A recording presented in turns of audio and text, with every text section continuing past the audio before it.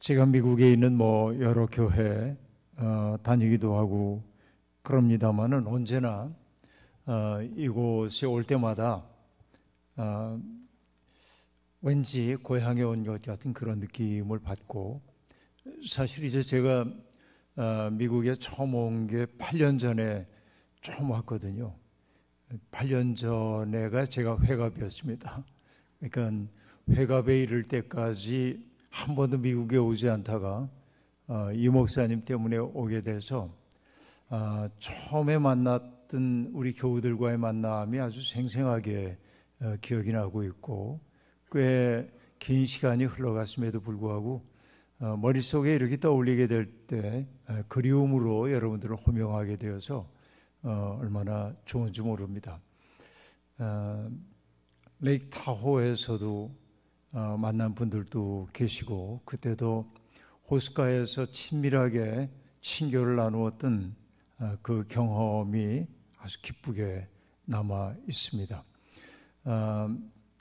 불과 짧은 시간, 오늘 2시간 그리고 내일 2번의 예배를 통해서 우리가 의미 있는 이야기를 함께 나누어야 할 텐데, 이것이 교회 설립 120주년을 기념하는 여러분들에게 마음을 새롭게 하는 복된 시간이 되기를 소망하고, 그리고 여러분 우리가 다 드러내놓고 말하지는 않지만은 여러분 작년과 올해 계속해서 홍역을 좀 알았잖아요. 그리고 홍역에서 회복되어가는 과정 가운데 있는데, 그런데 이 시대에 주께서 우리에게 주시는 말씀이 무엇인지 한번 깨닫는 시간이 되었으면 좋겠다 하는 생각이 제게 듭니다. 같이 잠깐 기도하겠습니다. 하나님, 아름다운 이들과 다시금 만나 하나님의 말씀을 함께 나눌 기회를 허락하여 주셔서 감사합니다. 120년 전 미국 땅의 본토에 세워진 최초의 한인교회, 감리교회, 주님께서 이 교회를 통해서 정말로 아름답고 위대한 역사를 많이 이루어내셨습니다.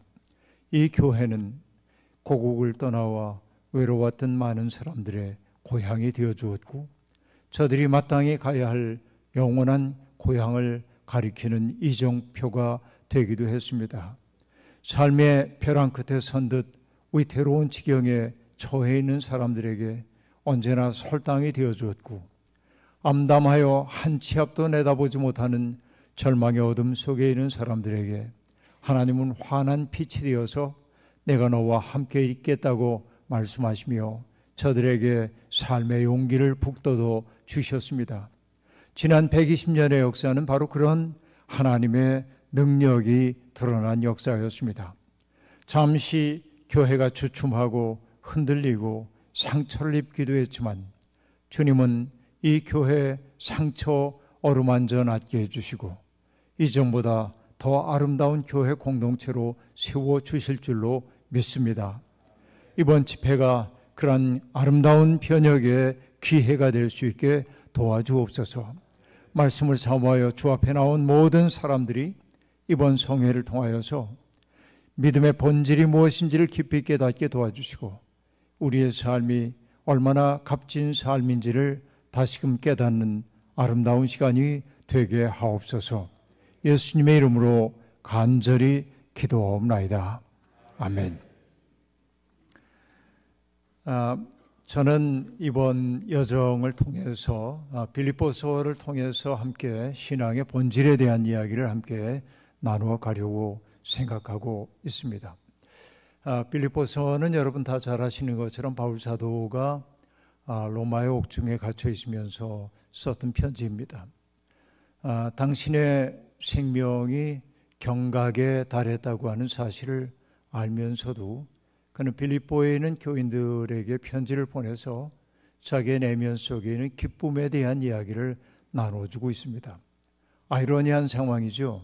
감옥에 갇혀서 죽음이 예감되고 있는 그 순간에 세상에 대한 원망이나 혹은 미련을 얘기하지 않고 내 마음에 가득 차 있는 기쁨에 대한 이야기를 한다고 하는 것이 정말 놀라운 일이고 이것이 오늘 우리에게 빌립보서를 거듭거듭 읽도록 만드는 까닭 가운데 하나라고 저는 그렇게 생각을 하고 있습니다. 편지이죠. 빌립보서는 편지임이 분명합니다. 저도 이제 편지 쓰는 것을 참 좋아해서 그동안 뭐 친밀한 사람들에게 편지를 보내기도 했고, 또 어쩌다 보니까 제가 좀 글을 쓰는 일을 오랫동안 해왔기 때문에 불특정 다수를 상대로 해서 신앙적인 편지를 보낸 적이 꽤 많이 있고, 그래서 제가 썼던 책이 잘 헤아려지지도 않습니다만 제가 아내한테 물어봤습니다. 여보, 내가 쓴 책이 몇 권이지? 그랬더니 아내가 38권이라고 그러더군요. 그 38권의 책 가운데 편지로 되어 있는 아마 책도 한 5권 정도 되지 않나 싶은 생각이 드는데, 제가 편지라고 하는 장르를 참 좋아합니다. 편지는 굉장히 개별적이고 사적인 감성들이 드러나는 것이기도 하죠. 서울에 가면은 이제 동국대 입구역에 한국문학사 박물관이라고 하는 데가 있는데, 제가 오래전에 거기에 이렇게 가서 옛날 우리 문인들이, 한국의 문인들이 주고받았던 편지, 또 그들이 남겼던 육필 원고, 이런 것들을 좀 볼 수 있는 기회가 있었습니다. 근데 그 편지라고 하는 게 뭐 어떤 건 엽서이기도 하고 편지이기도 한데 정말 그 정겨움을 느끼게 됩니다. 자기가 존경하는 어른이 보내온 편지를 받고 답을 쓰는데 뭐 이렇게 시작을 하죠. 선생님의 글호를 받자옵고 밖에 나가 세수를 하고 돌아와 2번 절을 하고 편지를 열었습니다. 이렇게 얘기해요. 이게 이제 그 편지를 읽는 자기의 마음이 어떠한지를 보여주고 있고, 그리고 편지 내용을 다 쓴 다음에 그리고 밑에 뭐라고 쓰냐면은 아무개 제 배 그렇게 2번 절을 올립니다. 이렇게 말하기도 합니다. 이 편지라고 하는 것이 갖고 있는 그 좀 따뜻한 친밀함, 이런 것들이 있죠. 저도 어린 시절부터 편지를 꽤 많이 써야만 했습니다. 서울에 올라와 지내면서 시골에 살고 계셨던 부모님에게 편지를 올려야 할 때가 많이 있었습니다. 왜냐하면은 제 근황도 전달해 드려야 하고 또 필요한 것이 있으면 보내달라고 해야 하기 때문에 편지를 보내죠. 제가 더러 아버지에게 보냈던 편지 얘기할 때가 있는데, 어린 것이 초등학교 4학년 때 제가 서울로 올라왔기 때문에 어린 것이 편지를 그렇게 썼는가 싶지만 그때는 우리가 편지를 다 그렇게 썼죠. 아버님 전 상서, 그리고 아버지 그간도 평안하게 잘 계셨는지요, 이러면서 편지의 내용, 어려울 말씀은 이러서라 합니다. 뭐가 필요합니다. 이렇게 좀 조치를 해 주십시오 하는 얘기를 다 쓰고, 그리고 뜻도 모르면서 끝에다가 뭐라고 쓰냐면은 불초 소자 기석 올림, 그렇게 쓰곤 했습니다. 사실은 이제 불초라고 하는 말이 뭔지 저도 잘 알지 못하고 그렇게 쓰긴 했는데, 사실 나중에 알게 되었습니다마는 불초는 초상화할 때 초자니까 아버지의 덕성을 담지 못한 부족한 아들이라는 뜻이죠. 그렇게 하고 이제 편지를 보내곤 했는데, 내가 오랜 세월이 흘러서 지난날 편지를 썼던 것들을 돌아보면서 이런 생각을 해봤습니다. 그래, 내가 불초 아들이긴 한데 불초 아들만 있는 게 아니라 불초 신자도 있지. 예수를 일평생 믿는다고 우리가 고백을 해왔는데, 내가 예수님을 닮았더라면 얼마나 좋겠습니까만 내 입술은 주님을 닮은 듯하나 나의 마음씀은 주님을 닮지 못했다고 한다면은 우리는 불초 신자인 것이 분명하죠. 이게 이제 제게는 굉장히 큰 부끄러움으로 다가오기도 했습니다. 네, 여러분, 제가 아버지에게 편지를 보내고 아버지의 답장을 받으면 어느 날 학교에서 돌아왔는데 제가 자취하고 있던 방 앞에 편지가 떨어져 있으면은 제가 아버지 글씨를 알잖아요. 아버지 글씨. 저희 아버지는 옛날에 주로 한자로 이렇게 글을 쓰는 분이었습니다만 한문 가르치고 그랬기 때문에 한자로 글을 쓰지만은 아들에게 편지를 보낼 때는 한글로 편지를 쓰고 아버지의 글씨체를 제가 아는데 아버지의 편지가 와 있으면 바로 뜯어보지 못하고 가슴에 이렇게 품는 거예요. 왜냐하면은 이 편지이지만은 아버지의 마음이 담겨 있는 것이기 때문에 가슴에 이렇게 품고 그리고 한동안 아버지의 온기를 느끼는 것 같은 느낌이 들기도 합니다. 그리고 편지를 열어가지고 읽고 그리고는 그 편지를 주머니에 넣고 다니는 거죠. 왜냐하면 이 편지 그 자체가 아버지를 그대로 반영해주고 있기 때문에 그 편지 그때의 경험 때문에 저는 지금도 메일 쓰는 것은 굉장히 좀 싫어합니다. 의례적인 관계에서는 메일을 쓰지만은 가까운 사람들에게는 손글씨를 써서 편지를 보내고 저도 자꾸 그렇게 얘기했더니 제게 손글씨 편지를 보내는 분들이 많아서 1년에도 손글씨 편지 받는 게 이만큼씩 되는데 그 언제나 정겹게 그렇게 읽어보고 있습니다. 바울 사도가 각각 교회에 본인이 설립했거나 혹은 세워져 있을 때 돌보았던 그 교회에 편지를 보내는 까닭은 괜히 안부를 묻기 위해 편지를 보낸다기보다는 교회에 문제가 있기 때문에 그 문제를 신학적으로 풀어주기 위해서 편지를 쓰곤 했던 것이죠. 그러니까 바울 사도의 편지에는 언제나 따뜻한 인사말과 축복의 말이 있은 다음에 또 어떤 때는 격려하기도 하고 어떤 때는 꾸짖기도 하고 그리고 사람들에게 어떻게 살아야 한다는 얘기를 들려주기도 하는 것이 사실입니다. 그런데 이 빌립보서에는 꾸짖음보다는 감사와 기쁨에 대한 이야기가 가득 차 있습니다. 자, 편지를 쓰고 있는 이 상황이 아주 평안할 때가 아닙니다. 편지를 쓰고 있는 그 상황이 옥중에 있을 때인데도 불구하고 이렇게 기쁨을 얘기하고 있다고 하는 것은 바울이라고 하는 사람의 삶이 하늘로부터 시작되고 있음을 저절로 보여준다고 얘기할 수 있겠습니다. 자, 그런데 여러분 편지를 쓸 때 어떠할까요?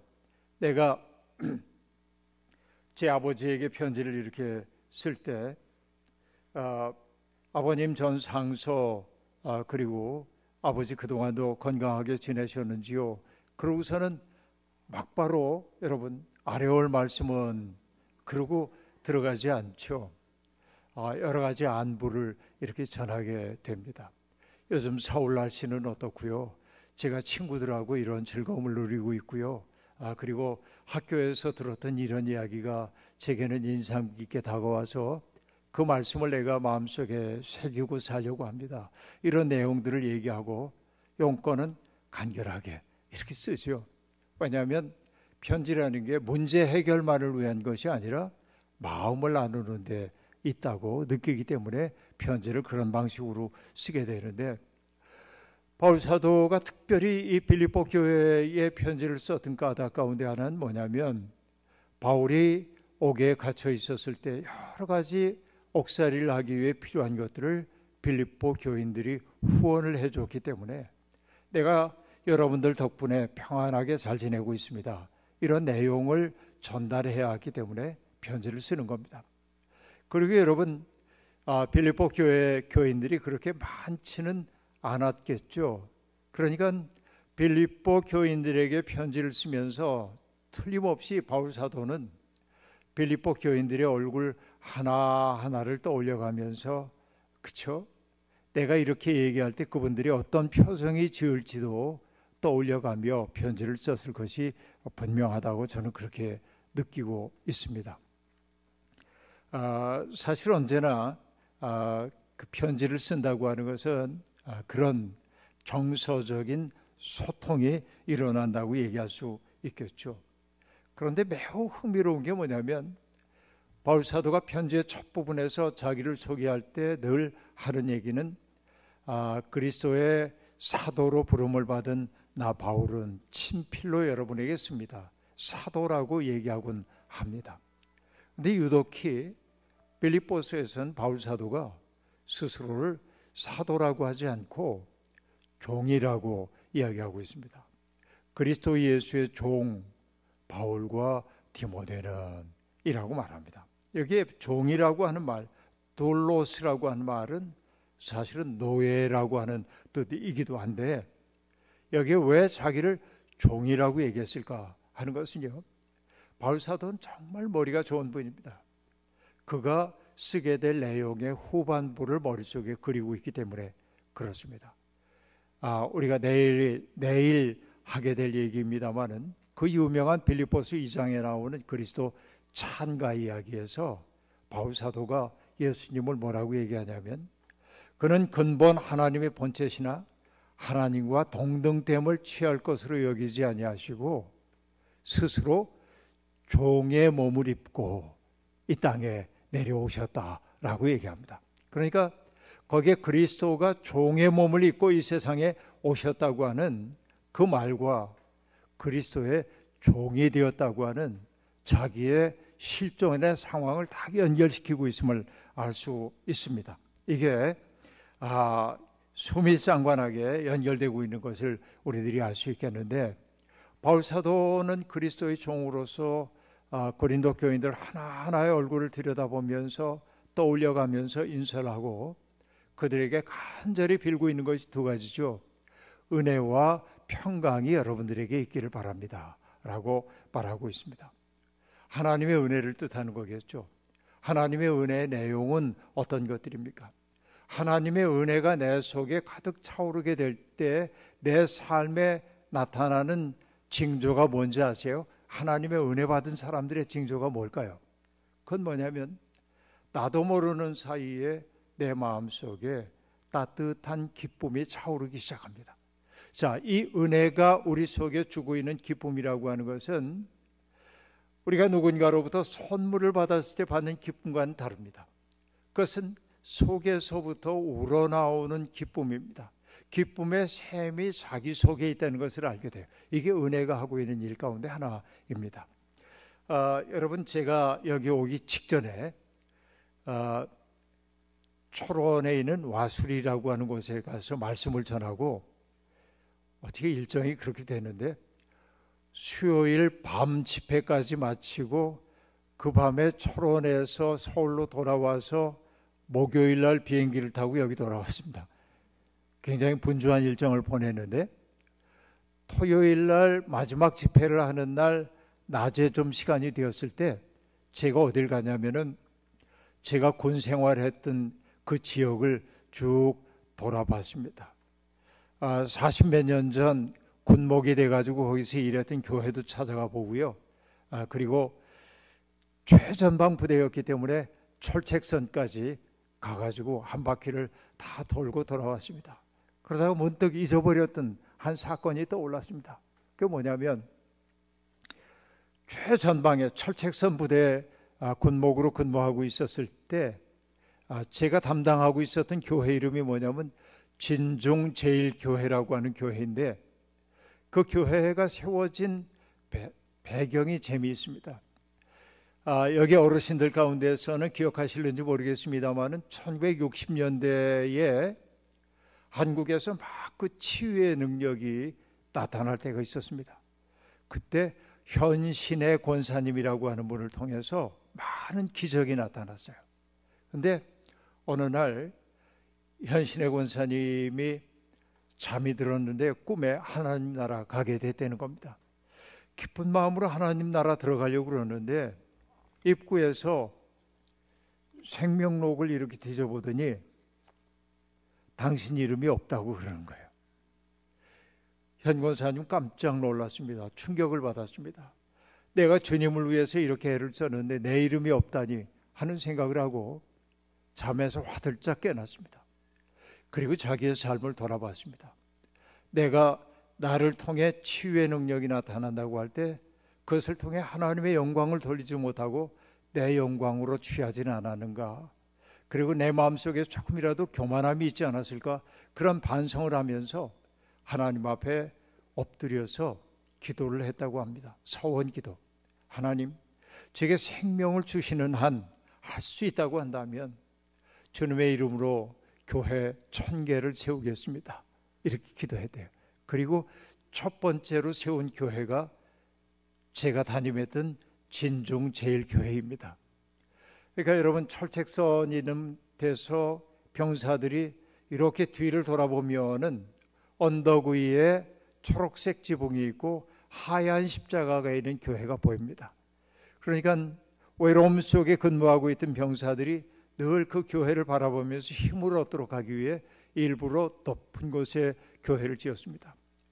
물론 북쪽에 있는 병사들도 교회를 포대경 같은 것을 통해서 볼 수 있는 그 자리에 있었죠. 그 교회는 참 아름다웠습니다. 근데 문제가 하나 있었습니다. 높은 곳에 세워놓으니까 물이 없어요. 그러니까 우리 군정병들이 교회 청소를 하려고 그러면은 물지개를 짊어지고 저 밑에 한 70m쯤 떨어진 샘까지 가가지고 물지개를 짊어지고 올라와서 청소를 해야 했습니다. 여러분, 물지개 지고 70m 올라오는 거 쉽지 않거든요. 해보지 않았던 이 젊은이들이 이게 보통 문제가 아닙니다. 그러니까 올라오다가 출렁출렁 흘리기도 하고 넘어지기도 하고. 그런데 어느 날 제가 최전방에 들어갔다 나오는데 우리 병사들 둘이 마당가에서 뭐 땅을 파고 있어요. 그래서 제가 타고 갔던 오토바이를 세워놓고 뭐 하는 거냐고 그렇게 물었더니 목사님, 샘을 파는 겁니다. 샘을. 물 들어다니기 어려우니까.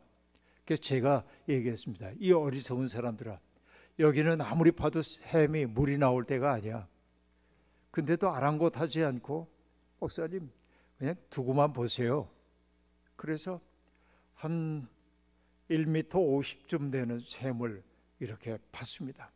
물론 물은 한 방울도 나오지 않았습니다. 그런데 며칠 후에 큰 비가 내렸습니다. 그러자 산에서 흘러내려온 물이 그 구덩이 속을 가득 채우게 됐어요. 그리고 비가 그치고 이틀쯤 지나니까 흙이 밑으로 쭉 가라앉았고 우리 병사들은 그 물을 떠다가 교회 청소를 하고 그리고 한 몇 주를 잘 버텼습니다. 물 다 쓰고 나니까 어때요? 또 비 올 때를 기다릴 수밖에 없고 물지개를 칠 수밖에 없었죠. 그때 제가 깨달은 게 있습니다. 우물을 파놓고 바깥에서부터 물이 오기를 기다리는 것이, 물이 이렇게 차들어오게 되면 우린 기뻐하죠. 그러나 진짜 기쁨은 밖에서 오는 게 아니고 밑에서부터 지하수가 터져 나와야 하는 거구나 하는 걸 느꼈어요. 그게 샘이죠. 여러분, 누가 기뻐합니까? 선물 많이 받은 사람이 아닙니다. 자기 속에 기뻐해야 할 이유가 많은 사람들이 행복한 겁니다. 그런데 성경은 그걸 뭐라고 얘기하냐면 너희 속에 은혜와 평강이 있기를 바라노라 라고 얘기할 때 그 은혜의 가장 기본적인 특색이 뭐냐? 내가 은혜 받았다라고 하는 건 뭐냐면 그냥 내 속에서 기쁨이 나오는 거예요. 그러니까 여러분, 바울 사도의 행적 가운데 우리가 알고 있는 게 뭐냐? 빌립보의 감옥에 갇혀 있을 때도 바울과 실라가 감옥에 갇혀서 하나님을 찬양했다라고 얘기합니다. 자기 속에 기쁨이 없는 사람이 어떻게 감옥 속에서 찬양을 하겠습니까? 은혜가 하고 있는 일이 그런 것입니다. 자, 그러니까 은혜가 충만하기를 바라는 것은 그거예요. 나의 내면 속에서 기쁨이 찾아와야 되는 거예요. 자, 여러분, 내 속에 기쁨이 있을 때, 내 속에 넉넉함이 있을 때 인간은 욕망의 노예살이로부터 노임을 받기 시작합니다. 누군가가 내게 뭔가를 주지 않아도 스스로 기뻐할 수 있는 내적 능력이 있기 때문에 그렇습니다. 은혜 받은 사람의 가장 특색이 뭐냐면 기뻐하고 만족할 줄 안다고 하는 것입니다. 우리가 흔히 신앙생활을 할 때 예수 믿는 사람들은 늘 범사에 감사해야 돼요 하고 얘기합니다. 그래서 감사합니다, 감사합니다 입으로는 얘기하지만 마음속에는 감사하지 못할 때가 많습니다. 그렇죠. 우리가 불균형을 경험하기도 합니다. 그런데 내 속에 은혜가 차들어오기 시작하면 내가 굳이 찾으려고 하지 않아도 감사가 내 속에 있다 하는 얘기입니다. 얘기가 자꾸 군대 같은 얘기로 떠오르게 되는데요. 엊그저께 보고 왔기 때문에 그럽니다. 고개를 이렇게 넘으면서 떠올랐어요. 여러분, 제 군 생활할 때 우리 교회에 아주 신실한 집사님이 한 분 계셨습니다. 계급은 상사였는데 박상사인데 이분은 예수 믿기 전에 참 무서운 분이었습니다. 호랑이 상사님입니다. 군목이 전화를 해요. 주일이 됐으니까 우리 병사들 교회 보내주세요. 그러면 이 상사가 예수 믿기 전입니다. 기다란 마대자루 같은 몽둥이를 이렇게 복도를 이렇게 끌고 가는 소리가 들려요. 드르륵 하고 끌고 갑니다. 그리고 내무반에 가가지고 이렇게 얘기하는 거야. 교회 갈 환자 집합, 몽둥이 들고 교회 갈 환자 집합, 그래 환자예요.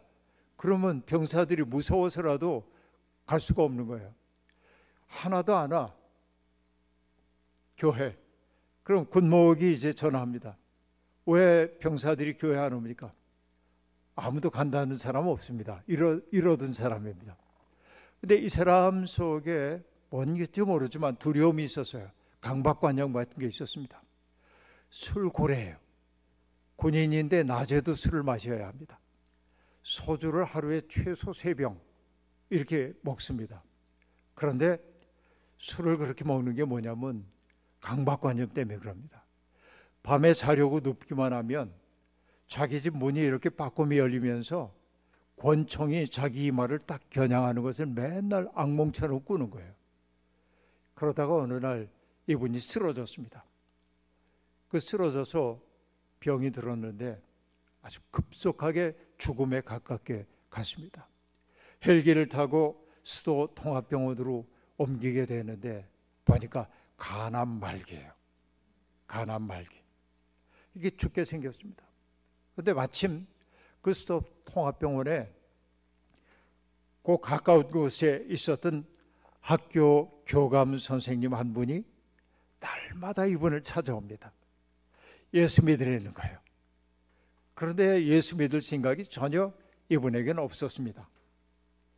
그런데 어느 날 이분이 와가지고 당신을 위해 기도해도 되겠습니까? 귀찮기도 하고 고맙기도 하고 그래서 기도해 주세요. 그랬더니 이 교감 선생님이 기도를 하기 시작했습니다. 성령의 뜨거운 능력이 여기에 있는 사랑하는 형제를 고쳐달라고 하는 순간 자기 입이 강제로 막 열리는 것 같은 느낌이 들고 자기 속으로 그의 경험이에요. 불덩이 같은 게 자기 속으로 팍 들어옵니다. 뜨거워서 견딜 수가 없게 되었습니다. 미칠 것 같은 뜨거움이 자기 속을 헤집고 다녔습니다. 그리고 여러분 나았습니다. 병이 기적적으로 의사도 설명할 수 없는 치유의 능력이 나타났고 부대에서는 이분이 틀림없이 죽을 거라고 생각을 했는데 멀쩡해가지고 돌아온 겁니다. 그 다음부터 이분이 호랑이 상사가 천사 상사가 된 겁니다. 어느 날 이분이 오토바이를 배우게 됐습니다. 그때까지 오토바이 안 탔는데 왜? 술 먹어야 되니까 오토바이 탈 수가 없었는데 술은 저절로 끊어졌고 오토바이를 타는데 타보신 분들은 알지만은 자전거만 탈 줄 알면은 오토바이 타는 거 쉽거든요. 땡기기만 하면 앞으로 나가니까. 근데 문제는 뭐냐? 가는 것만 배웠지 쓰는 걸 못 배웠어요. 언덕을 이렇게 쭉 올라가는데 오토바이를 타본 사람들은 압니다. 위에 올라가는 건 하나도 안 무서워요. 땡기면 그냥 가니까. 근데 밑으로 내려갈 때는 경사가 급한 무서워요. 왜? 몸이 앞으로 쏠리기 때문에. 큰일 났다. 멈춰야 될 텐데 멈출 수가 없어요. 그러다가 이분이 공포스러운 마음에 절벽으로 떨어질 것 같으니까 일부러 옆으로 해서 넘어졌습니다. 그 옆에 병사들이 도로 공사를 하기 위해 서 있었는데 그 호랑이 상사가 오토바이 사고가 난 거예요. 그 병사들이 죽었다 그러고 달려 내려옵니다. 오토바이는 빈 바퀴가 이렇게 돌아가고 있고 이 상사는 넘어져 가지고 피를 흘리면서 있는데 병사들이 보니까 죽은 것 같아요. 근데 이분이 뭐라고 얘기하고 있냐면 감사합니다. 감사합니다. 감사합니다. 그러는 걸 보고 병사들이 이렇게 얘기했어요. 미쳤다. 미쳤다. 미쳤다. 그쵸? 이렇게 넘어져가지고 다 죽게 된 사람이 감사하다고 얘기하니까 병사들이 보기엔 미친 것처럼 보였습니다. 그런데 그 상사님은 자기를 살게 해주신 하나님께 감사했던 거죠. 이게 뭐예요? 은혜의 세계 속에 있는 감사합니다. 내가 하는 일마다 잘 되기 때문에 감사한 것이 아니고 안 되더라도 감사할 수 있는 내용이 그 얘기 이런 거죠. 여러분, 제가 군 생활하던 거기는 엄청 추워요. 옛날에 여러분 한국 계실 때 전방고지의 기온을 얘기할 때 늘 나오는 게 대성산 몇 도, 접근산 몇 도, 화학산 몇 도, 다 제가 있던 부대입니다. 가장 추운 데입니다, 거기가. 그러니까 한겨울에 새벽 기도를 하려면 얼마나 추운지 모릅니다. 연료 사정이 좋지 않아 가지고 우리가 연료 뗄 수도 없어서 새벽에도 그 추위 속에 옷을 있는 대로 껴입고 새벽 기도를 드리는데 옛날 여러분 그 난로 보면은 난로에다가 은가루 이렇게 칠해 놓잖아요. 그 은색으로 되어 있는 난로가 있단 말이에요. 근데 이 박상사라고 하는 분이 예배에 오면은 다몽리의 추위가 어떻게 하는지 옷을 있는 대로 다 껴입고 와야 하는데 이분은 기도하다가 옷을 하나하나 벗어요. 이렇게 나중에 가장 간단한 옷만 입고 기도를 합니다. 나중에 물어봤어요. 아니 집사님 안 추우세요? 예, 견딜만 해요. 제가 전역할 무렵에 그분이 그 얘기합니다. 목사님 아무한테도 이런 얘기 하지 못했는데요. 사실은 제가 기도할 때마다 몸이 뜨거워져서 견딜 수가 없어요. 옷을 벗는다는 거예요. 그 불덩이가 자기 속에 들어온 후에 뜨거워진 거예요. 그러니까 여러분 그분은 완전히 천사가 됐어요. 은혜 얘기하다 이렇게 되어 있는데요. 은혜가 내 속에 들어오면은 속에서부터 솟아오르고 있는 기쁨이 내 속에 있고 감사가 있고, 그러면 여러분 내 속에 기쁨과 감사가 있을 때 타자들을 대하는 나의 태도가 달라질 수밖에 없습니다. 그게 뭘까요? 친절함과 너그러움입니다. 내 속에 은혜가 있는 사람은 타자에 대해서 넉넉합니다. 여러분, 우리가 살다 보면 남에게 지적질 잘하는 사람들이 있죠. 화 잘 내는 사람들이 있죠. 그 사람은 언제나 자기를 화나게 하는 사람이 자기의 외부에 있다고 생각합니다. 내가 화가 나고 있는 것은 저 사람 때문이라고 생각합니다. 그러나 살아보니까 그렇지 않습니다. 저 사람이 촉발한 것은 사실이지만 화의 뿌리가 자기 속에 있는 거예요. 그게 뭐예요? 하나님과의 분리가 자기 속에 불안감을 만들고 그 불안감이 타자에 대한 무정한 마음으로 나타납니다. 그런데 내 속에 은혜가 들어오게 되면 나는 타자들을 따뜻하게 바라보도록 되어 있어요. 친절하게 대하도록 그렇게 되어 있다 하는 얘기입니다. 그러니까 은혜는 기쁨과 선의와 친절함을 내포한다 하는 얘기입니다. 그런데 이 은혜가 내 속에 들어오게 되면 내 마음속에 찾아오는 기본적 정서를 뭐라고 얘기하냐? 그게 평화예요. 내 마음속에 샬롬이 있다 하는 얘기입니다. 자기의 마음속에 샬롬이 있는 사람은 타자들에게 무정하게 굴지는 않습니다.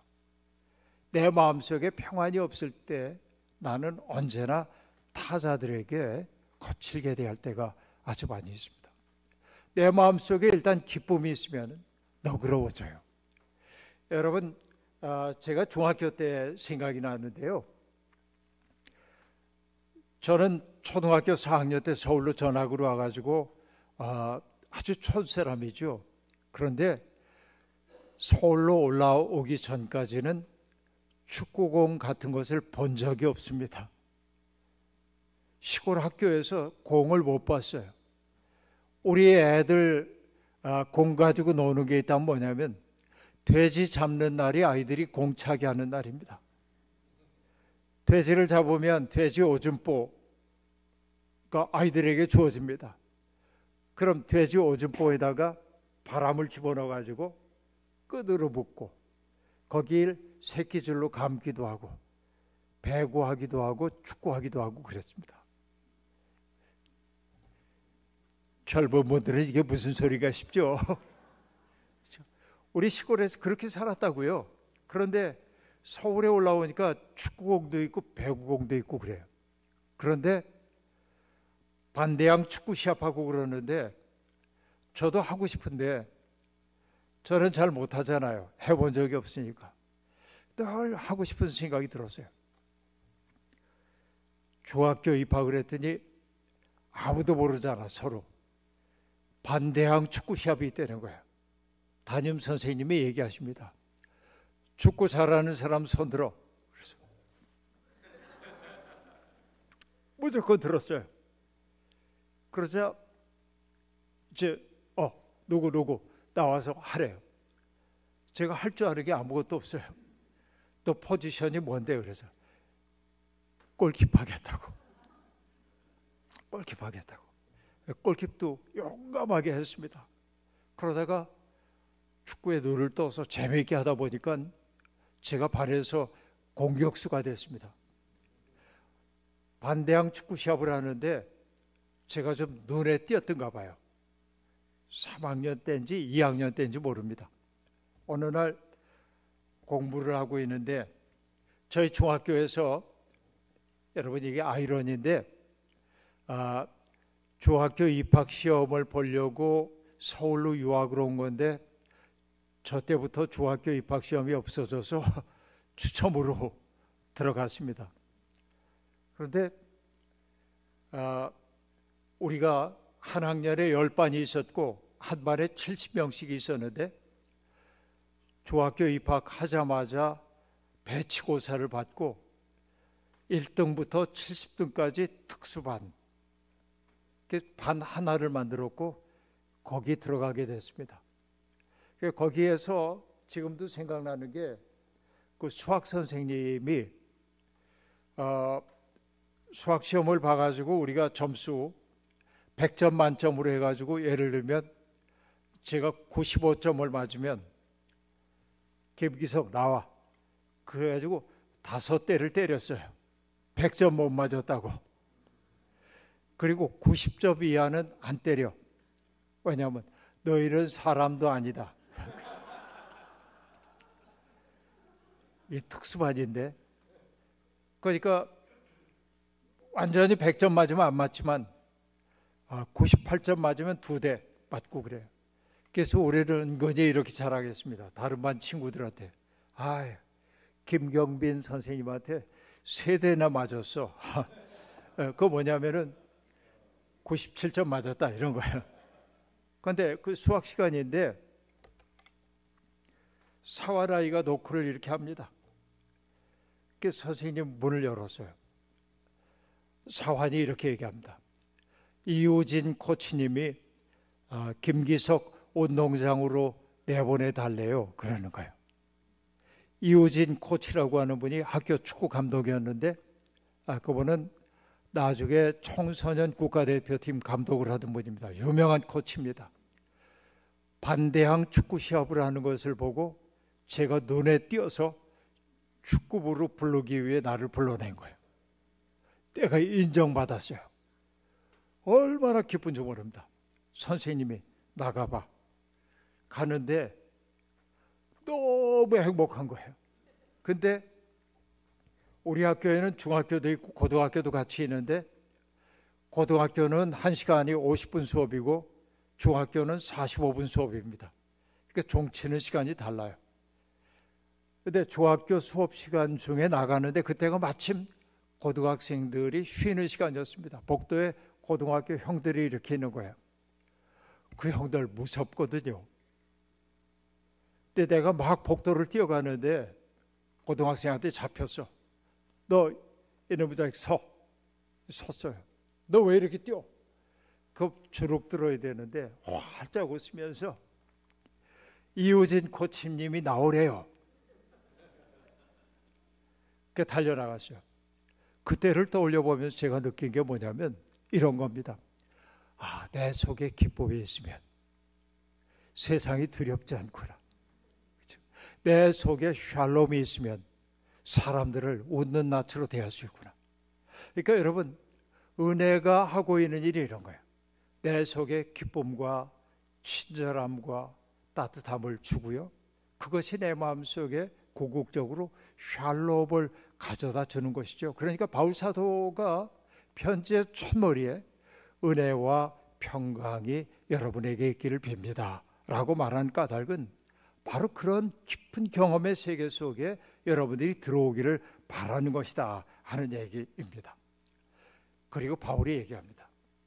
내가 너희를 생각할 때마다 나의 하나님께 감사하며 간구할 때마다 너희 무리를 위하여 기쁨으로 항상 간구하면. 여러분, 이게 1장 4절에 나오는 얘기인데요. 내가 여러분을 생각할 때마다 나의 하나님께 감사합니다. 감동합니다.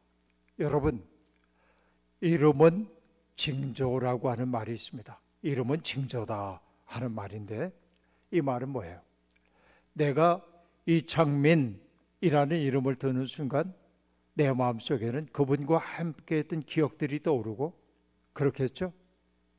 그분이 내 인생에 끼쳤던 영향 같은 것들이 떠오르게 되죠. 그러니까 어떤 발설되는 이름을 듣는 순간 얼굴이 환해지고 내 마음이 활짝 열리고 행복해지고 릴렉스되는 이름이 있는가 하면 그 이름을 듣는 순간 불쾌해지고 긴장되고 어려워지는 이름도 있는 게 사실입니다. 그래서 이름은 징조다라고 말하는 거예요. Name is the omen이에요. omen. 이름이라고 하는 것은 일종의 징조이기도 합니다. 여러분의 이름은 누군가에게 어떻게 들려질까요? 여러분의 이름이 발설되는 순간 사람들이 여러분의 이름을 통해서 어떤 정서 가운데 있을까요? 이 생각을 해보는 겁니다. 그런데 바울 사도가 지금 얘기하고 있습니다. 내가 너희를 생각할 때마다 나의 하나님께 감사한다. 여러분, 이게 저는 멀리 떨어져 있지만은 LA 열악감리교회를 생각할 때마다 제 마음도 비슷합니다.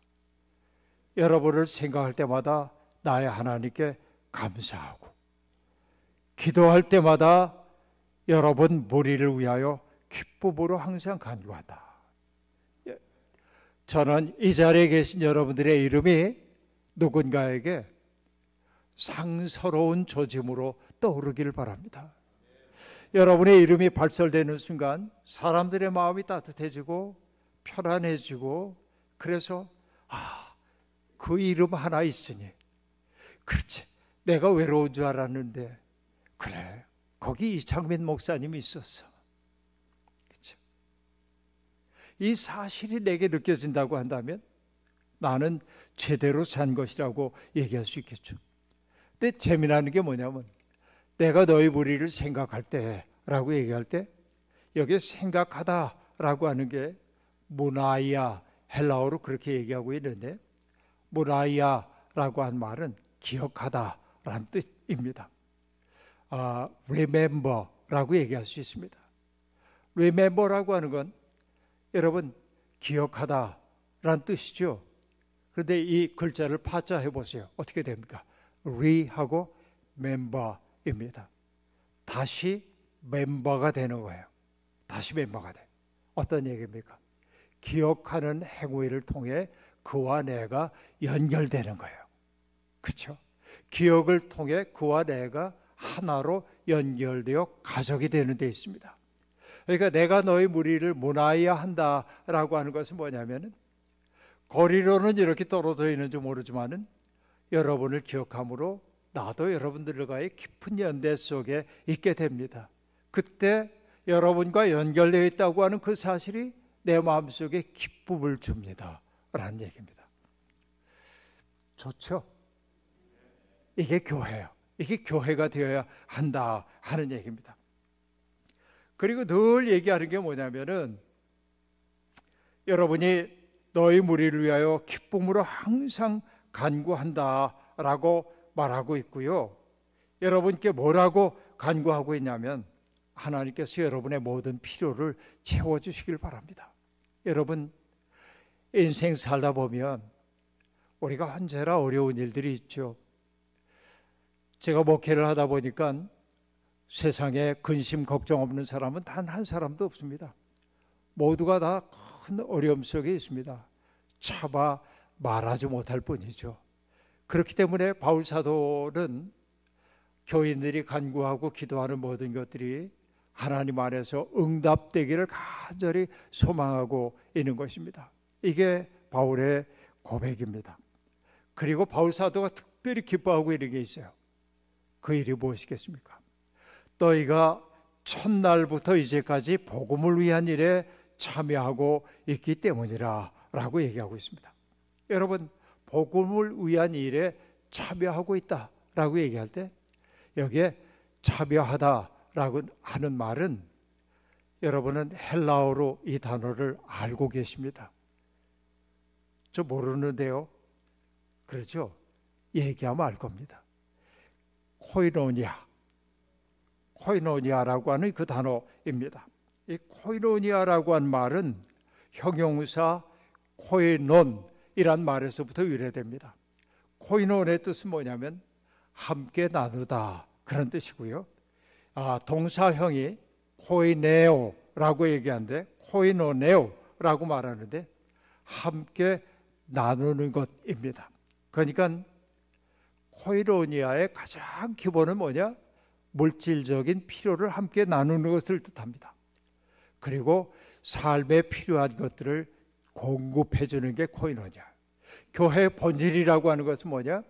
함께 가족이 된 사람들이 서로의 필요에 따라서 좋은 것을 공급해 주고, 때때로 정서적인 돌봄이 필요한 사람들에게 정서적인 돌봄을 제공하는 것도 코이노니아라고 얘기할 수 있습니다. 여러분, 제가 처음에 교회를 갔더니요, 청년들이 성경 공부 끝나기만 하면 오락을 합니다. 저는 옛날부터 지금까지 오락을 매우 싫어합니다. 게임 같은 거 하는 걸 저는 정말 싫어하는데, 왜 싫어하냐면 다른 게 더 좋은 게 많기 때문에 그렇습니다. 청년회 가는 것은 좋아했으나 오락 시간 때문에 저는 정말 싫어했습니다. 오락할 때 뭐 애들도 아니고 맨날 뭐 곰발바닥, 닭발바닥 그러고 놀고, 여러분 그런 거 아세요? 뭐 사치기 사사뽀 그러고 놀고 있고. 왜 청년들이 이런 시시한 것들을 하고 노나? 근데 그거를 사귐이라고 그게 코이노니아라고 생각했어요. 그 코이노니아에 대한 오해입니다. 코이노니아란 무엇이냐? 사귐이라고 번역된 그것은 우리 잘 놀자가 아니에요. 아까 얘기했죠. 코이노니아의 헬라어 원인 형용사 코이노는 함께 나누다란 뜻이고, 그 나눔 속에서는 물질의 나눔이 기본이고 다른 나눔이 함께 합쳐진다고 얘기했어요. 그러니까 교회가 코이노니아를 나눈다고 하는 것은 뭐죠? 서로의 필요를 따라 제공해주고 정서적 돌봄이 필요한 사람을 정서적으로 돌보고 하는 그런 것입니다. 그러니까 바울 사도가 지금 기뻐하고 있는 것들이 뭐냐면, 여러분들이 복음을 위한 일에 코이노니아를 기쁘게 나눴기 때문에 그렇습니다. 함께 공동체를 이룬 사람들이 슬퍼할 때 함께 슬퍼하고 기뻐할 때 함께 기뻐하는 그것이 바로 코이노니아의 본질인데, 이렇게 되므로 우리는 새로운 시작을, 새로운 세상을 시작했다라고 하는 얘기입니다. 자, 바울 사도가 살고 있던 그 시대를 가만히 생각을 해보십시오. 로마가 지배하고 있던 세상이었죠. 로마의 지배의 원리는 무엇입니까? 힘 있는 사람이 힘없는 사람들을 지배해도 괜찮은 세상입니다. 그렇죠? 많은 사람들이 지배하고 싶어 합니다. 저는 모든 인간 속에는 뱀의 유혹이 있다고 생각합니다. 뱀이 하와를 유혹할 때 뭐라고 유혹하죠? 하나님께서 동산에 있는 모든 나무의 열매를 따먹지 말라고 했냐고 묻습니다. 그때 하와가 대답하죠. 아니요, 다 따먹어도 되지만은 선악을 알게 하는 나무 열매는 따먹어서는 안 된다고 했습니다 라고 대답합니다. 그러자 뱀이 뭐라고 얘기하죠? 사실은 그렇지 않다고 말하면서, 내가 그 열매를 따먹으면 어떻게 된다고요? 내 눈이 밝아져서 그 다음에 뭐예요? 하나님과 같이 될 것이다 라고 말합니다. 영어 성경은 그 대목을 뭐라고 얘기하냐면 You shall be as God, 그래요. You shall be as God, 하나님처럼 될 것이다 라고 얘기합니다.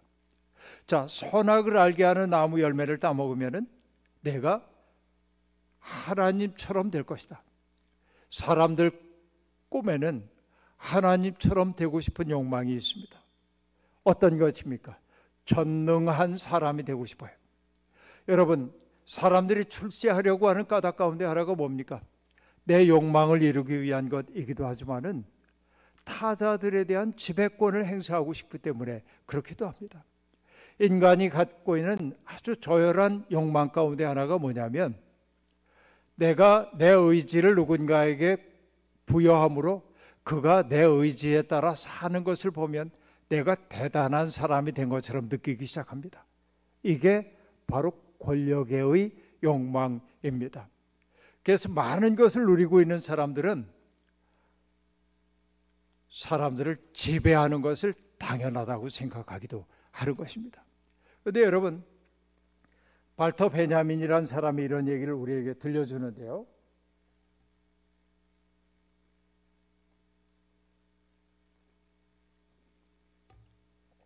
여러분, 돈이라는 게 뭐예요? 여러분, 돈 좋아하죠? 다. 돈 싫어하는 사람 아무도 없습니다. 저도 돈이 좀 많았으면 좋겠다 하는 생각이 들기도 하는데, 돈이 있으면 일단 당당해집니다. 어디 가도 주눅들지 않습니다. 한 번은 제 교인 가운데 한 분이 제게 전화했습니다.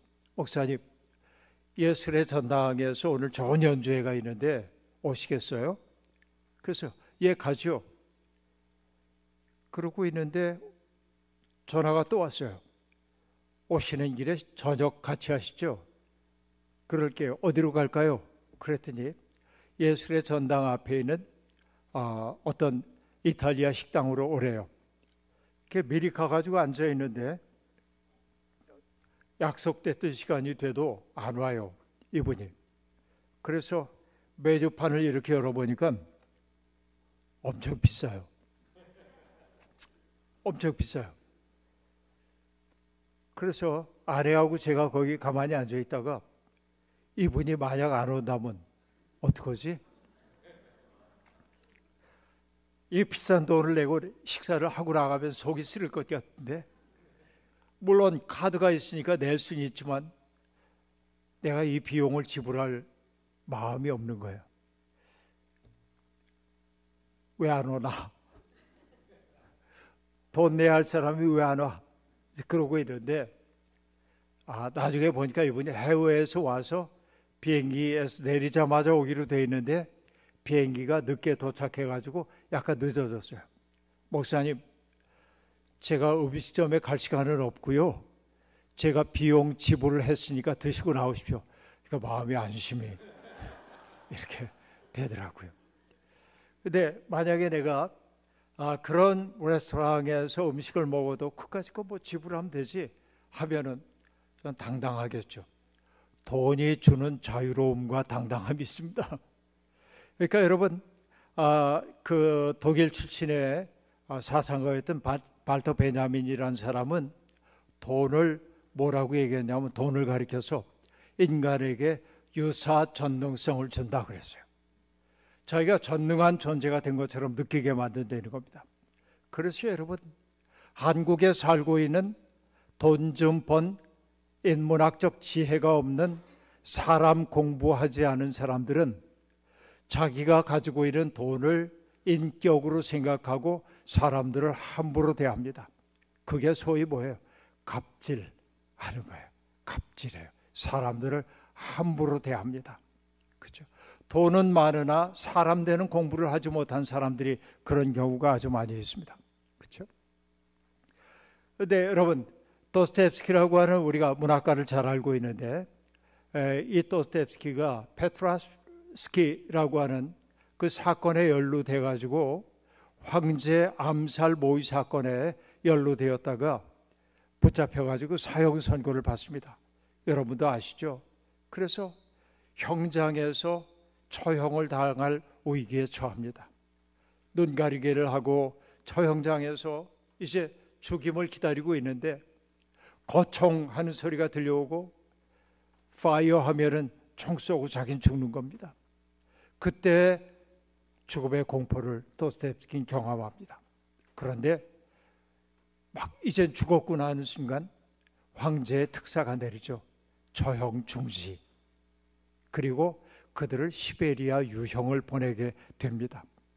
사실은 황제가 본때를 보여주기 위해서 처음부터 죽일 생각 없었는데 공포를 느끼도록 만들었던 것임을 나중에 우리들이 알게 되었습니다. 그런데 시베리아로 유형을 가가지고 살고 있을 때 도스토옙스키는 여러분 정치범이었기 때문에 발에까지 무거운 착고를 차고, 그리고 걸을 때도 뚜벅뚜벅 걸을 수가 없고 조금씩 움직일 수밖에 없었습니다. 그 착고의 무게가 거의 4kg쯤 됐다고 하니까 아주 천천히 걸을 수밖에 없는 그런 상황 속에서 여러 해를 지났습니다. 그러니까 여러분, 인생이 얼마나 원망스러웠겠습니까? 그러나 도스토옙스키는 소설가였던 만큼 시베리아 유형지에는 각종의 사람들을 가만히 살펴보면서 자기 소설 속 인물들의 모습을 그려내기도 했습니다. 근데 여러분, 그가 유형지에서 발견했던 여러 가지 경험들을 가지고 썼던 책이 있는데, 죽음의 집의 기록이라고 하는 책이 있는데, 거기에서도 얘기합니다. 그 시베리아 유형지에서도 돈이 있으면은 암시장에서 필요한 것들을 다 구해서 필요한 만큼 살 수 있었다는 겁니다. 그래서 돈을 가리켜서 도스토옙스키는 뭐라고 얘기하냐면 coined liberty 그래. 주조된 자유, 그렇게 말합니다. 돈이 있으면 자유로워요. 여러분도 그렇죠? 돈이 있으면 자유로워지기 시작한다고 우리들이 그렇게 느낄 수 있습니다. 그러나 여러분, 여기에 우리가 바울 사도가 우리에게 얘기하고 있는 것은 그런 자유가 아닙니다. 정말 자유가 우리에게 주어졌다고 얘기하고 있는데, 이렇게 얘기해요. 너희 안에서 착한 일을 시작하신 이가 그리스도 예수의 날까지 이루실 줄을 우리는 확신하노라 라고 말하고 있는데, 여러분 잊지 마십시오. 여러분이 그리스도인으로 부름을 받은 까닭은 뭐냐면 하나님께서 우리를 정말 착한 일을 위해 불러주신 것이에요. 착한 일. 그 착한 일이 무엇일까요? 어떤 것일까요? 이걸 알아야 하잖아요. 착한 일을 시작하셨다고 얘기하고 있는데, 그것은 뭐냐? 하나님께서 세상의 질서를 넘어서는 새로운 질서를 만들고 싶으셨어요. 힘 있는 사람이 다른 사람들을 함부로 대해도 되는 게 당연시되고 있는 세상에서 하나님이 열어가시고 싶은 세상은 그런 세상이 아니라 힘 있는 사람이 가장 낮은 자리에서 사람들을 섬기는 새로운 세상을 열어가고 싶으셨어요.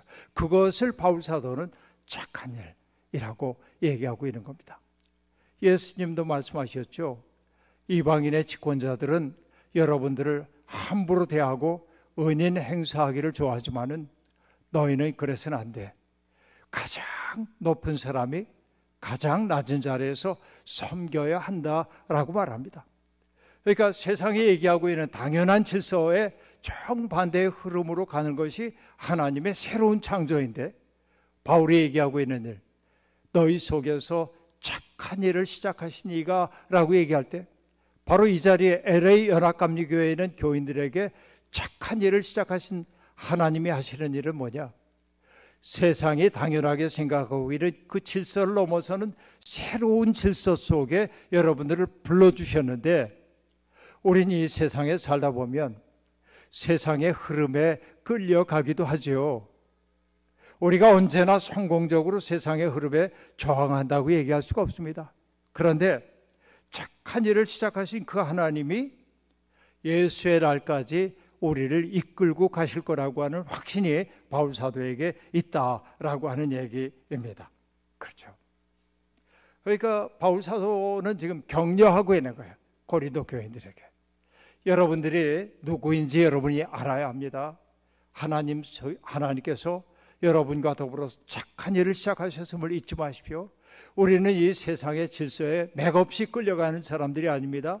힘 있는 사람들이 힘없는 사람들을 지배하는 게 세상이지만은, 우리는 내가 가지고 있는 능력과 힘을 가지고 오히려 어려움을 겪고 있는 사람들을 일으켜 세워주는 새로운 삶으로 부름받았다는 사실을 잊지 말기를 바랍니다 라고 말하면서, 바울 사도는 그들이 그 사무에서 단단하게 서 있기를 소망하고 있습니다. 그리고 얘기합니다. 바울의 간절한 소망이 어디에 있어요? 여러분 조금 본문 말씀 보면서 얘기를 하겠습니다. 9절부터 11절까지의 말씀을 보면 이렇게 되어 있는데요. 내가 기도하노라. 너희 사랑을 지식과 모든 청명으로 점점 더 풍성하게 하사 너희로 지극히 선한 것을 분별하며 또 진실하여 허물 없이 그리스도의 날까지 이루고 예수 그리스도로 말미암아 의의 열매가 가득하여 하나님의 영광과 찬송이 되기를 원하노라 라고 말합니다. 자, 바울이 지금 간절히 기도하고 있는 것은 뭐냐면, 이 빌립보에 있는 모든 교인들이 지식과 총명이 풍성해지는 것입니다. 그 지식이라고 하는 게 뭐예요? 세상의 지식이 아니에요. 세상에서 우리들이 공부함으로 얻게 되는 많은 지식이 아닙니다. 진정한 여기서 얘기하고 있는 지식이라고 하는 것은 뭐냐? 하나님의 사랑에 절여진 지식입니다. 하나님의 사랑에 절여진 지식은 어떤 태도로 나타나게 될까요? 여러분, 타자의 아픔을 헤아리는 마음으로 나타나게 됩니다. 이게 그리스도 안에 있는 지식입니다. 여러분, 사랑이 없는 지식은 교만하게 만듭니다. 그러나 사랑 안에 있는 지식은 타자들의 아픔을 헤아리게 된다 하는 얘기입니다. 저는 이것이 무엇보다도 중요하다고 생각을 합니다. 자, 영성이 깊어진다고 하는 것은 어떤 것일까요? 그리스도를 아는 지식이 커지는 건데, 내 영성이 깊어지는 것은요, 방언 기도를 한다든지 예언을 한다든지 입신을 경험한다든지 이런 것이 영성이 깊어지는 것이라고 사람들은 말하지만 꼭 그렇다고 얘기할 수 없습니다. 제가 어디 가든지 하는 얘기가 하나 있는데요, 이런 얘기입니다. 한 번은 제가 보옥사 때인데 어느 회사에서 만든 사보가 제게 배달되어 왔습니다. 사보를 이렇게 넘기다가 낯익은 단어 하나가 스치듯 지나가는 것 같아서 처음부터 사보를 다시 한번 읽어봤습니다.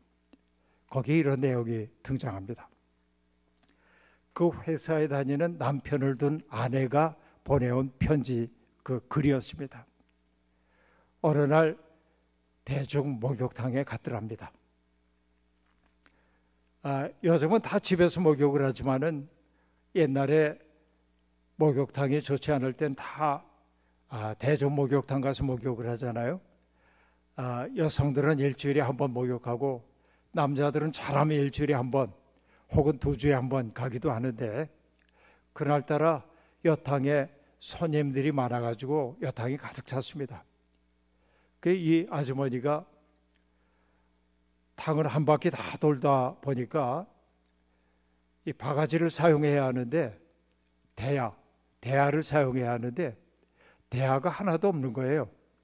그래서 한 바퀴를 돌다 보니까 어떤 연세가 좀 많은 아주머니가 대야 2개를 놓고 쓰고 계셔서 조심스럽게 이렇게 여쭈었답니다. 아주머니 죄송합니다. 아무리 둘러봐도 대야가 하나도 없어서 그런데 제가 실례가 아니라면 대야를 좀 하나 써도 될까요? 그러자 그 아주머니가 불같이 화를 내면서 당신 누군데 나보고 대야를 내놓으라고 하냐고. 그럴 일은 아니잖아요. 근데 굉장히 불쾌했습니다. 그래서 대야 없이 어쨌든 마음이 불편하게 목욕을 다 마치고 옷을 갈아입으려고 나왔는데 그 화를 냈던 아주머니도 저쪽에서 옷을 갈아입고 있어서 눈 마주치면 불편할 것 같아서 이렇게 돌아서 옷을 다 입고 있는데 목욕탕 저쪽 출입문이 열리면서 어떤 여자분이 하나 쓱 들어옵니다. 그러더니 화를 냈던 이 아주머니를 바라보면서 이렇게 반가워하며 말을 건넸습니다. 어머 권사님. 이분이 권사님이에요. 그리고 그분이 이어서 뭐라고 얘기하냐면 산기도 가셨더라면서요. 이렇게.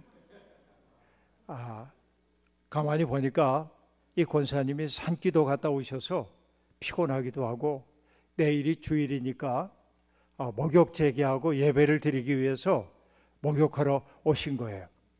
그러자 이 권사님으로 지친 분이 아주 얼굴을 환하게 하면서 그분에게 이렇게 대답을 하더랍니다. 말도 말라우 하늘에서 은혜가 불같이 쏟아집디다. 그렇게. 여러분 하늘에서 불같이 내리는 은혜를 경험하고 충만해가지고 내려와서 목욕했어요. 은혜 받았죠. 영성이 깊어졌죠. 그런데 절대로 내가 사용하는 대야는 나눠줄 수가 없어. 여러분 이게 무슨 얘기인지 아시겠죠? 어떤 사람이 영성이 깊다고 하는 것을 종교적인 덕목만으로 이해를 하고 있단 말이에요. 종교적인 덕목만으로. 그러니까 뭐냐? 하늘에 가가지고 산기도 가가지고 찬양 열심히 하고 뜨겁게 기도하고 말씀 들으면서 가슴이 뜨거워지고 여기까지 내가 은혜 충만히 받았어. 그런데 일상의 삶의 자리로 돌아와서는 불친절하고 나와 모르는 타자에게는 화를 내고 이런단 말이죠. 이걸 우리가 거룩함이라고 얘기할 수 있겠는가? 이게 뭐예요? 안팎이 다른 거죠. 일상과 교회 생활이 달라진 거죠. 그러니까 여러분 이건 언어 도단입니다. 믿음은 좋은데 화를 잘 내. 믿음은 좋은데 이기적이야. 기도 생활은 열심히 하고 있는데 교만해. 이거는요. 뭔가가 잘못되었음을 보여주고 있는 것입니다. 뭔가 잘못해도 한참 잘못했어요. 그러니까 여러분 우리의 영성이 깊어진다고 하는 것은 영의 차원만 새로워지는 게 아니라 우리의 일상의 삶이 새로워지지 않으면 안 된다 하는 얘기입니다. 그래서 여러분 저는 늘 이렇게 얘기하는데요. 레위기 19장에 보면 하나님이 얘기하십니다. 나 이스라엘 하나님 여호와가 거룩함같이 너희도 거룩하여라 라고 말합니다. 그럼 여러분 거룩함의 내용을 대개 어떤 것들로 생각을 해요? 어떤 게 거룩합니까? 일주일에 이틀 동안 금식하고 11조 철저히 하고 하루에 기도 2시간씩 하고 그렇죠?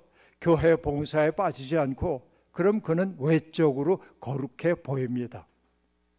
그러나 그것만이 거룩함은 아닙니다. 왜? 아까도 얘기한 것처럼 목욕탕 사건 같은 일들이 제법 많기 때문에 그렇습니다. 그런데 레위기 19장은 얘기합니다. 거룩한 삶을 얘기하면서 안식일 잘 지켜라, 하나님 앞에 예배 바로 드려라 하는 얘기 끝나기가 무섭게 이렇게 얘기합니다. 밭에서 추수할 때는 밭에 한 모퉁이를 남겨두어라.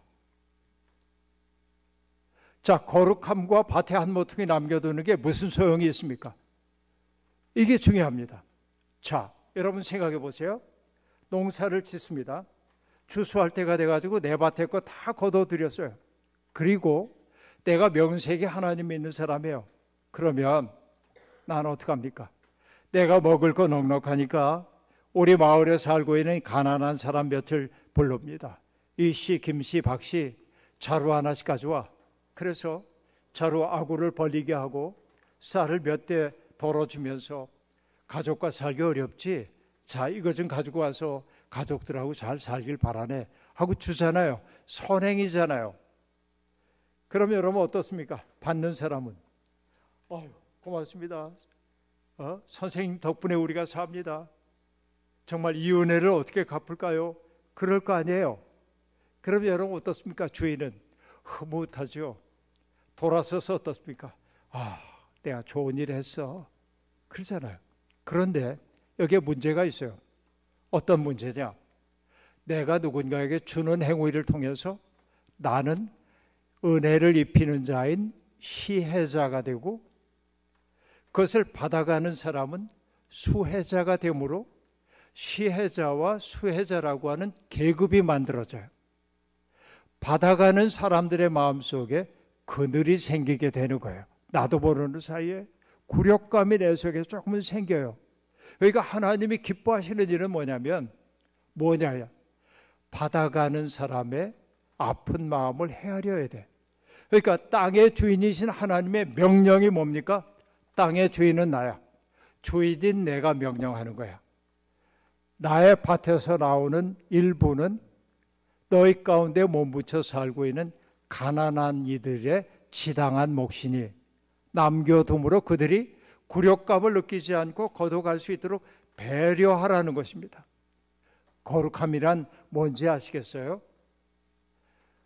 나보다 어려운 처지에 있는 사람들의 아픈 마음을 헤아릴 줄 아는 게 거룩함이에요. 이게 중요한 거예요. 그래서 여러분, 저는 목회하는 내내 우리 교인들에게 교인들 사전에서 없어야 할 단어가 있다고 얘기하면서 그 단어 가운데 하나가 뭐냐? 베푼다라는 말이었어요. 베푼다. 기독교인들이 이 말 쓰는 거 굉장히 좋아합니다. 베풀며 살아야 돼. 그렇죠? 베푼다는 말 속에 담겨 있는 건 뭡니까? 나는 베푸는 자이고 저 사람은 베품을 받는 자예요. 나는 우위에 있고 그는 낮은 자리에 있어. 하나님은 이거 원하지 않아요. 하나님이 기뻐하시는 경건이라고 하는 것은 뭐예요? 모두가 다 굴욕감 없이 누릴 수 있는 세상을 원하는 겁니다. 그리고 여러분, 레위기는 얘기합니다. 앞을 보지 못하는 사람이라고 해서 그 앞에 걸림돌을 놓지 말아라. 듣지 못하는 사람이라고 해가지고 그 사람을 저주하지 말아라 라고 얘기합니다. 그리고 레위기의 19장에서 가장 중요한 구절이 나오죠. 19장 18절. 내 이웃을 내 몸처럼 사랑하여라 라고 말합니다. 그렇죠? 그것이 거룩함의 본질입니다. 그러니까 여러분, 거룩하다고 하는 것은 성경 많이 읽고 기도 생활 많이 하고 예배에 빠짐없이 참석하고 이것이 거룩함의 외적 징표는 될 수 있으나 진짜 내가 거룩한 자리에 들어가게 되는 것은 다른 것 아닙니다.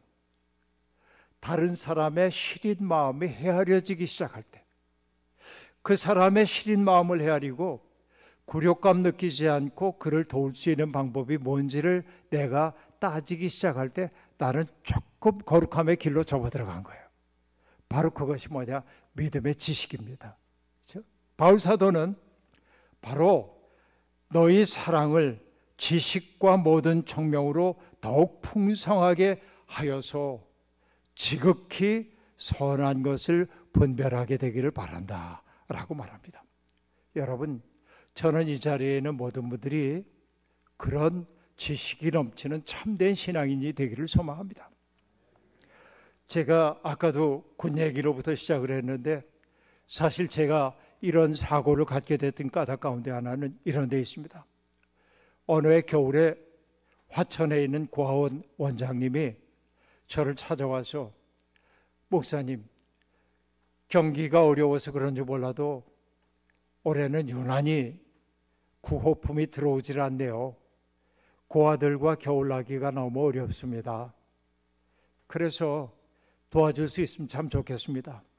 그래서 마음이 아파서 저도 제가 그러면 한번 준비해 보겠습니다. 그러고 서울로 나가서 여기저기 모금을 했습니다. 그리고 물건들을 다 사고 군용 트럭을 보내달라고 해가지고 트럭에 그 고아원이 그 겨울을 날 수 있는 물건들을 사서 고아원으로 향했습니다. 아이들이 입어야 할 점퍼, 내복, 간식, 라면, 쌀, 그리고 겨울 날 수 있는 연료, 이걸 다 싣고 가서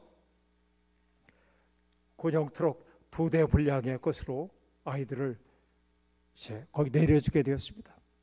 혼자 할 수 없었기 때문에 우리 고아 아이들이 나와가지고 짐을 다 날랐습니다. 안으로. 추운 날이었어요. 저는 바깥에서 다 내려지는 것을 체크하면서 빠진 거 없는지 체크를 다 하고, 그리고 고아원 뜰 안으로 들어갔더니 가지고 들어갔던 그 의문품들이 앞에 쭉 마당가에 쌓여 있고 고아 아이들이 뒤에 줄을 쭉 서 있는 겁니다. 추운 날이었는데 제가 물었어요. 얘들아, 추운데 왜 여기 있어? 왜 안 들어가고 있어? 그러자 그중에 머리 큰 아이 하나가 이렇게 얘기했습니다. 사진 찍어야죠. 이 얘기는 뭐예요, 여러분? 고아원을 찾아오는 사람들마다 그 의문품 가져오고 앞에다가 무슨 교회, 그리고 의문품 해놓고 고아들을 뒤에 세워놓고 사진 찍어가서 자기들의 선행의 증거로 남겨뒀던 거죠. 그러니까 아이들은 그 앞에 이렇게 서서 카메라 속에 담겨지는 오브제로 이렇게 서 있는 것, 그 시간이 그 아이들에게는 굴욕스러운 시간이었던 겁니다. 저 화들짝 놀라서 난 사진 안 찍어, 빨리 들어가, 추운데. 그래서 아이들이 표정이 밝아져서 들어갔어요. 고아원에 살고 있는 아이들도 누군가의 동정의 의지에 사는 사람으로 취급받는다는 것이 가슴 아팠던 겁니다.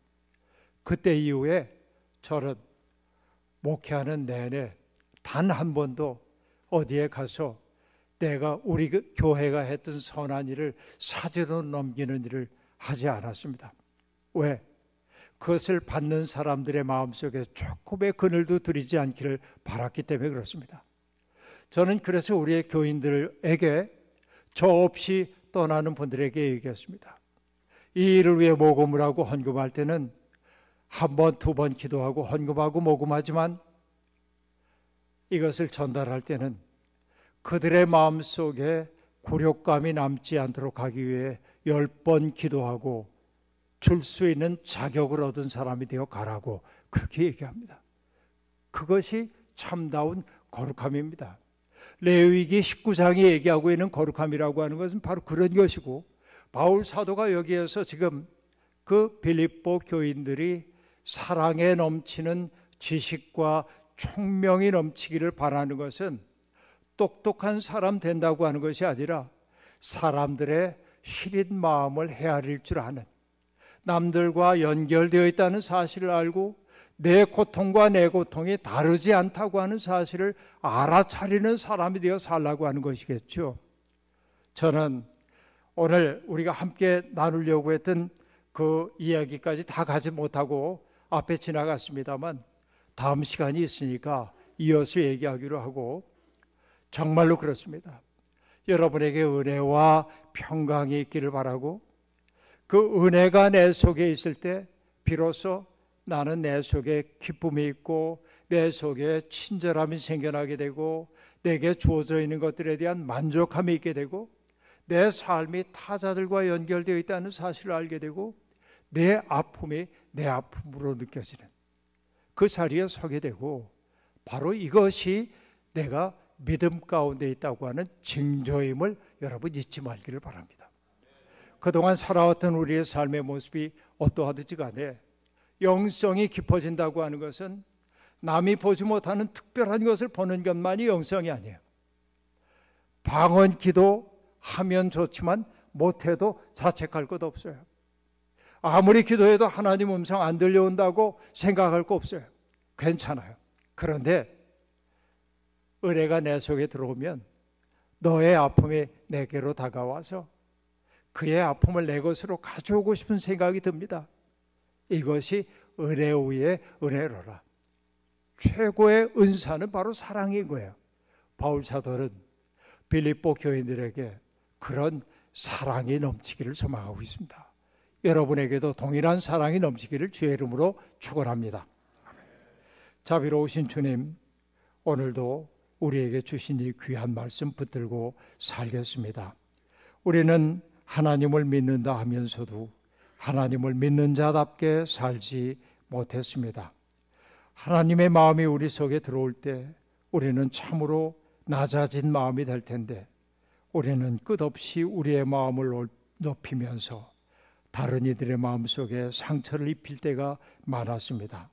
주님, 이번 성회를 통해서 우리가 믿음의 깊은 세계 속에 들어가게 도와주시고 그래서 그리스도의 마음과 깊이 일치를 이룬 사람이 되어 성숙한 믿음을 살아가게 도와주옵소서. 예수님의 이름으로 기도하옵나이다. 아멘.